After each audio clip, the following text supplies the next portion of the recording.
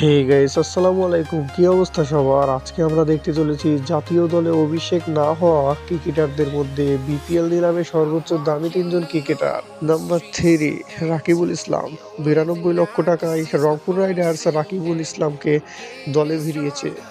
Sorry guys, Rakibul Hasan emerging Asia cup খেলেছে, অসাধারণ performance করেছে, সেজন্যই হয়তো তাকে এত টাকায় রংপুর দলে ভিড়িয়েছে। And number 2, Abdul Gaffar Saklain. সে অসাধারণ বোলিং করে, অসাধারণ বোলিং স্পেল, তাছাড়া দুর্দান্ত গতি নজর কেড়েছে রাজশাহীর, সেজন্য রাজশাহী ওয়ারিয়র্স 44 লক্ষ টাকায় দলে ভিড়িয়েছে। অ্যান্ড নাম্বার 1, নোয়াখালী এক্সপ্রেস, এই নব দল, তাকে দলে ভিড়িয়েছে 50 লক্ষ টাকায়। তাছাড়া এই শাহজাদপুরের ছেলে, দুর্দান্ত তার ব্যাটিং। কি বলবো, যারা ইমার্জিং এশিয়া কাপ দেখেছেন, বাংলাদেশের হয়ে সর্বোচ্চ দ্রুততম সেঞ্চুরি এখন এই হাবিবুরের।